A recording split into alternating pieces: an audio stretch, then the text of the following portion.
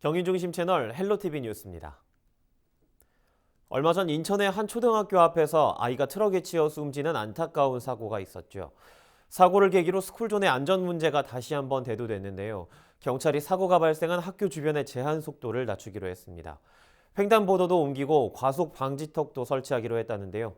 자세한 소식 이형구 기자가 보도합니다. 한순간의 사고로 친구를 떠나보낸 중구의 한 초등학교. 정문에 마련된 추모 공간에 국가꽃이 하나둘 쌓입니다.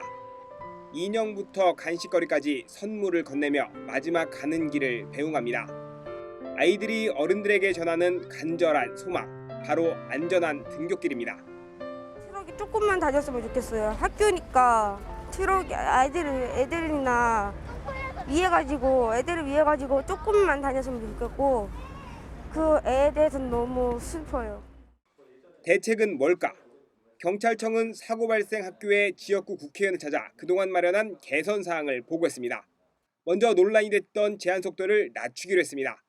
현재 시속 50km인 제한 속도를 30km로 하향 조정하기로 했습니다. 사고가 난 학교부터 신흥초교 앞까지 보구역 전체 약 1km 구간이 모두 포함됩니다. 학교 앞 안전시설도 개선한다는 계획입니다. 사고가 발생했던 건널목은 뒤쪽으로 위치를 옮깁니다. 또 신호등 앞에 차량이 속도를 줄일 수 있도록 과속 방지턱을 설치하기로 했습니다. 이를 포함한 주변 건널목 4곳에 바닥형 보행 신호등을 설치합니다. 차량 뒤엉킴 현상을 야기했던 학교 앞 유턴은 폐쇄하기로 했습니다. 경찰청은 인천시와 중구청 등과 협의해 4월 중에 시설을 개선한다는 계획입니다. 제가 지난번에 예결위에서 경찰청장한테 말씀드렸던 여러 보안 조치에 대해서 상당 부분 좀 해결이 됐다고 봅니다.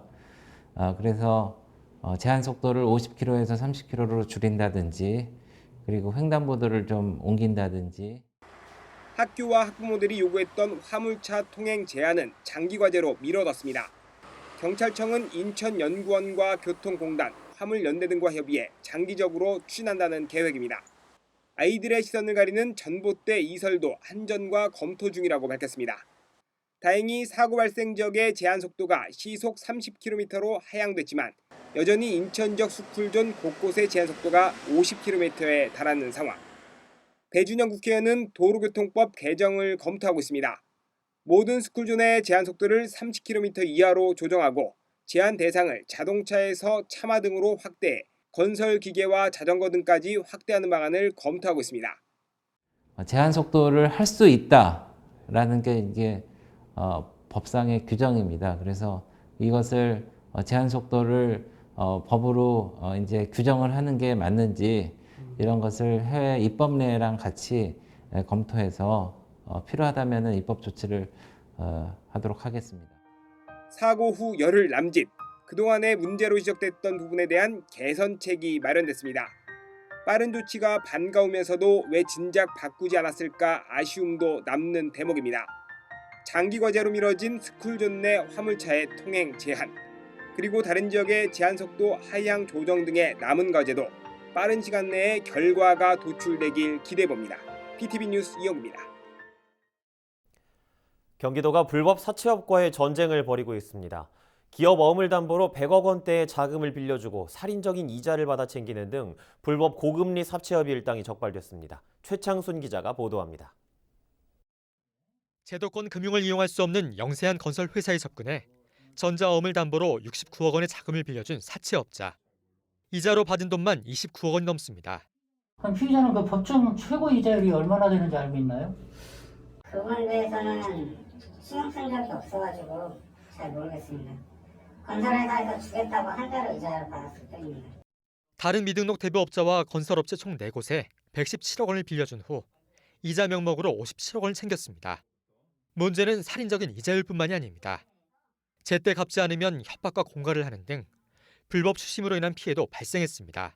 날짜가 조금이라도 지연되면 저랑 아는 지인들한테 공갈하고 협박을 전화를 많이 있었고 제가 정신적으로 피해를 많이 입었던 것 같아요.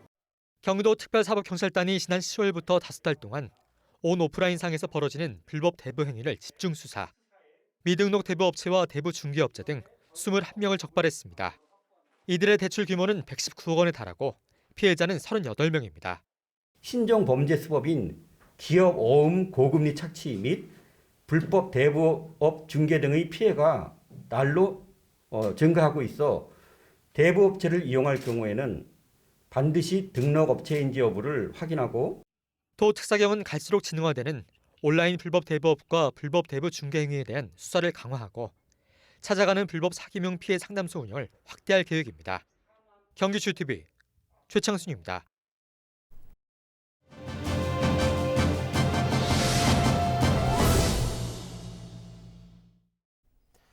인천과 더불어 아파트 값의 상승세가 두드러지는 곳이 바로 부천인데요. 하정민 부동산 리서치 닥터 아파트 전문위원과 함께 관련 이야기 나눠보도록 하겠습니다. 위원님 안녕하십니까? 네, 안녕하세요. 예, 몇 해 전까지만 해도 타 지역에 비해서 전반적으로 부동산 흐름이 좀 정체되고 있었는데 부천 부동산 시장 지난해부터 좀 심상치 않은 흐름 이어지고 있다고 하는데 어떻습니까? 이미 이제 지난해 거래량의 절반 넘어가고 전세가 비율도 일부 지역은 굉장히 높게 기존보다 이제 많이 상승을 했다라고 보시면 되는데요. 사실 이 부천 지역 같은 경우에 2018년도 규제 당시에도 비조정 지역이었을 때도 한번 부상을 했었던 적이 있습니다. 근데 지금 보게 되면은 입지적으로 서울 이제 서부권과 그쵸 생활권이 가깝기 때문에 이제 갭은 있지만 서울의 상승률을 따라서 오름세를 조금 보이고 있다라고 말씀을 드릴 수가 있겠습니다. 예, 비조정 지역으로도 한번 상승을 했지만 꾸준히 다시 한번 상승세를 이어가고 있다 얘기를 해주셨는데 한국부동산원 3월 넷째 주 주간 아파트 가격 동향을 확인해 보니까 부천시 아파트 매매값이 2020년 이래로 가장 높은 상승폭을 기록했다고요? 네, 현재 보시면 전주 대비 0.54% 정도 올랐는데요. 수도권의 이제 평균으로 볼 때 상승률이 1% 초반대에서 이제 0.9%대를 머물고 있는데, 굉장히 이제 상위권이다라고 보시면 되겠고요. 특히 지금 가격이 오른 지역을 보면 신축에 입주를 하고 있는 아파트들의 상승세, 가격 상승세가 조금 많이 두드러지고 있다라고 보시면 되겠습니다. 근데 그간에는 이제 광명이나 군포 이제 이 지역에서 먼저 상승을 하고 이렇게 가격이 인천, 부평이 좀 따라가는 형국이었는데 이제 인천이나 부평 같은 경우에도 10억을 돌파하는 아파트들이 많이 나왔기 때문에 현재 이제 부천이나 부평, 이제 시흥 쪽 이런 쪽으로 점진적으로 상승세가 조금 몰리고 있다라고 보시면 되겠습니다. 예, 점진적 상승세에다가 심지어 상위권 쪽의 상승세를 이어가고 있다. 그렇게 얘기를 해주셨습니다. GTX가 최근에는 부동산 치트키로 인식이 되고 있잖아요. 부천 역시 좀 수혜가 기대되고 있는데 어떻습니까? 네, 아무래도 이제 GTX에 대한 기대감이 굉장히 높은데 GTX D노선이 깔리게 되면은 이제 8분 정도면은 10분에서 8분 이 내외로 이제 서울권으로 굉장히 빠르게 진입이 가능합니다. 그렇기 때문에 이제 교통 인프라가 좋아지면은 당연히 이제 가격이 올라가는 형상인데 이후에 3기 신도시 발표가 되면서 이제 부천이라든지 이런 지역에 인근으로 신도시가 들어가게 되면 당연히 이제 교통이나 교육이나 인프라에 대한 기대감이 좀 반영이 됐고요.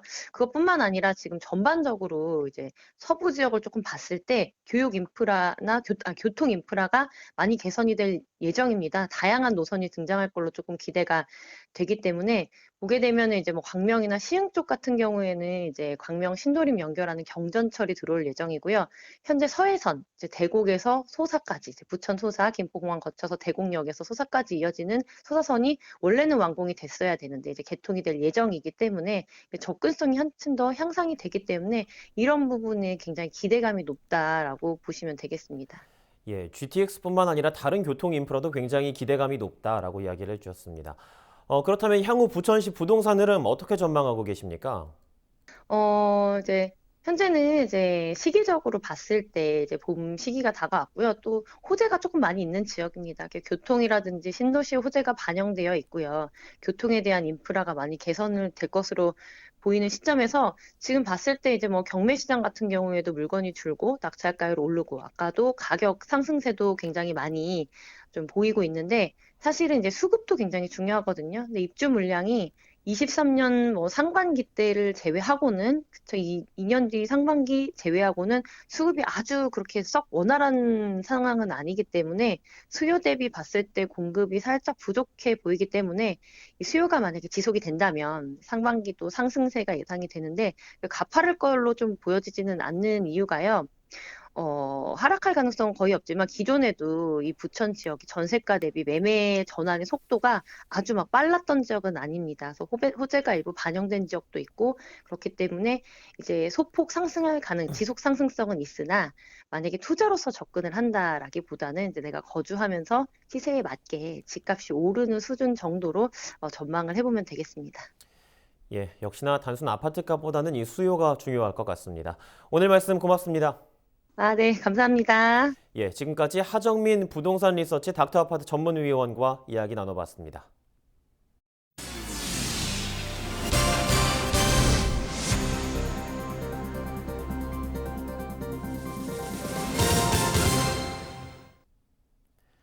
부천시와 국방부가 부천 오정동의 군부대를 부평구 일신동으로 이전하는 방안을 추진 중이죠. 부평 지역 주민들이 강하게 반발하고 있는 상황 보도해드린 적이 있는데요. 부평구는 지역 주민들의 입장을 최우선에 두고 대응하겠다는 입장을 다시 한번 피력했습니다. 이재필 기자가 보도합니다. 1일 열린 부평구 구정질의. 부천과 부평 간 군부대 이전 이슈는 구정질의의 첫 번째 주제였습니다. 이익성 부평구 의원은 군부대 이전 사업에 대한 부평구의 입장을 물었습니다. 부천시 소재 군부대의 이전 사업이 부대 건축물의 허가 신청으로 이제 구체화되어 버렸습니다. 그래서 이 구체화되어 버린 이 사업 계획 여기에 대해서 부평구의 입장은 무엇입니까? 차준택 부평구청장은 주민 동의가 군부대 이전 사업의 전제라고 강조했습니다. 구청장은 허가를 받아야 그 사업을 할 수 있다라는 입장이고 협의가 된 이후에 허가를 해도 할 수 있다라고 보기 때문에 그 전에 이런 과정들은 반드시 거쳐야 한다라는 입장을 부천시에 전달하고 있습니다. 이에 앞서 이미 인천시는 일신동 일대에 지역의 군부대를 이전 집적화하기로 결정한 바 있습니다. 이에 지역 주민들은 피해 지원 대책을 요구하고 있는 상황입니다. 차준택 부평구청장은 주차장 건설 등 주민들의 요구사항을 실현하기 위해 노력하고 있다고 설명했습니다. 특히 주민들의 제1 요구사항인 군 비행장 이전에 대해서는 인천시에서 관련 용역을 진행 중인 만큼 상황을 지켜보며 대응하겠다고 강조했습니다. 다른 지역으로 이전하기 위해서 지금 도시계획 시설 변경 결정 용역을 진행하고 있습니다. 지역을 아직 구체적으로 말씀드리기는 그렇지만 지금 그런 노력은 진행 중인데 아직 확정이 되지 못해서 그런 상황이고 지금 그래서 군 소음 보상을 위한 법이 개정이 돼서 그런 행정 절차들을 구에서 지금 준비하고 있습니다. 한편 이날 일신동 주변 지역 주민들은 군부대 이전 사업에 대한 부평구의 입장을 듣기 위해 구정질의 현장을 찾았습니다. 헬로티비 뉴스 이재필입니다. 인천시 식품위생행정당국이 지역 식품 제조 현장에 위생관리 공무원을 보내 식품안전 관련 1:1 안심교육을 실시하기로 했습니다. 교육 지원 대상은 1년 이내 신규 등록업소나 소규모 식품 제조 가공업소들 중 참여를 원하는 곳인데요. 최신 개정된 식품위생 관련 법령과 위생상태 진단 방법, 생산 작업 기록과 원료 수불 서류 관리 방법 등을 배울 수 있습니다. 인천시는 1년에 한 번 실시하는 영업주 정기 위생 교육으로는 한계가 있어 1:1 안심 교육을 진행하게 됐다고 설명했습니다. 김포시가 지역 일반 음식점에서 낡은 시설을 교체할 수 있도록 비용을 지원합니다. 김포시는 일반 음식점 60여 곳을 선정해 테이블 교체 비용이나 주방 시설 교체 비용을 최대 150만 원까지 지원합니다. 김포에서 3년 이상 영업한 일반 음식점 가운데 지원을 원하는 곳은 오는 30일까지 김포시 식품위생과로 신청서를 제출하면 됩니다. 김포시가 학교 급식에 제품을 공급할 제조 가공업체를 공개 모집합니다. 김포시는 오는 30일까지 업체들에서 신청을 받고 심사와 평가를 거쳐 적합한 업체를 선정할 계획입니다. 다만 이번 모집은 국내산 식재료를 사용해 식품을 제조 또는 가공하는 업체 가운데 관리 기준에 맞는 업체만 신청 가능합니다. 이번에 선정된 가공업체는 오는 6월부터 김포 지역 중고등학교와 특수학교에 식제품을 공급할 예정입니다. 헬로티비 경인뉴스가 준비한 소식은 여기까지입니다. 지금까지 시청해주신 여러분 고맙습니다.